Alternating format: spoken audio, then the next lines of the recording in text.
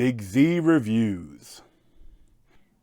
Army of the Dead is a new Snyder joint that is hitting the some theaters, but mostly on Netflix, and I watch it on Netflix. And it's a lot of fun, even if some stuff is kind of goofy. There's $200 million in the vault beneath the strip, with a 32-hour window to get it out. Find the safe.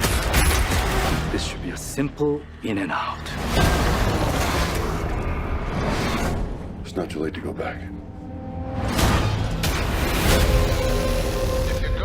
So the intro is really badass and, very Snyder. He loves to do the different, the slow-mo and telling a lot of story in an intro. And it is cool. That's probably my favorite part of the movie was the intro. And it's basically that, through, they never really say exactly what, but there's some sort of experiment or something that the army did in the transporting a zombie. And because some couple wanted to get some roadhead, they crash into the trucks carrying the zombie and release it onto Las Vegas. And essentially, the movie starts like a year later or something, and the United States government is about to nuke Las Vegas, and they essentially but it hasn't gone past that much. The world is not destroyed, and I actually like that. There's so many times. After COVID, I don't know. So many times, so many critiques you have for zombie films. And after so many idiots reacted to COVID by being deniers and all that shit, maybe the horror writers were right. But for this, I kind of like that. It's not like The Walking Dead, where if anyone dies, they become a zombie. You have to be bitten. You have to be infected to turn into a zombie. And I like that they have different zombies. They have the shamblers, that more like the classic zombies. And you have more hyper kind of fast zombies, 28 Days Later. And then you have the alphas, which are the smart zombie leaders. And there's some cool stuff with that. And I think that the actual basis for the film is so cool. It's like a zombie film mixed with a heist film.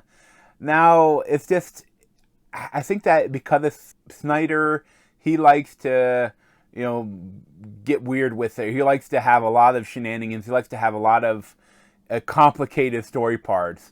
I feel like if they just would have kept the heist with zombies, it would have been so much better.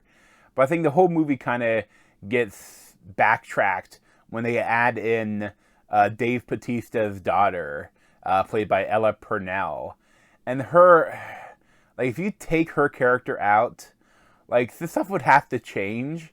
But I think so much movie would run smoother and not be so choppy. Because once she comes in, there's this whole thing where, there's this random mother of these kids that she met that went into Las Vegas for some reason, and now they're being held captive for some reason by the zombie alpha, and then now she has to randomly at times leave and look for the woman, and it's just, all of that stuff is just stupid, and there's also, there's a lot more drama between the daughter and father but Dave Bautista killed their mother when she turned into a zombie, and he wasn't there for her. It's not great, and I just wish I liked the heist, and I wanted more heisty stuff. At a certain point, it's oh yeah, the heist that doesn't really matter. It was all more shenanigans about, for some reason, wanting to create more zombies. So yeah, that's all it is. That's stupid. It's okay. And there are plot holes and weird things. And a couple times it feels like they jumped, all of a sudden, they did all the stuff to go through the building instead of being outside in their territory. And then again, they're outside in their territory, and it's wouldn't they just do all the things to get out of there? Why are they back where they were? What's going on here? I don't know.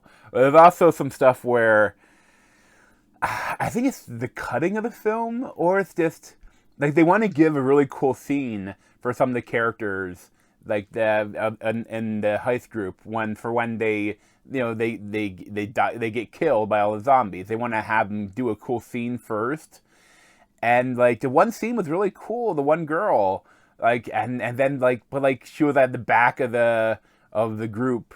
And this whole scene, like she's fighting killing all these zombies when they start waking up, and it's a really cool scene. But I'm like, well, why aren't they helping her?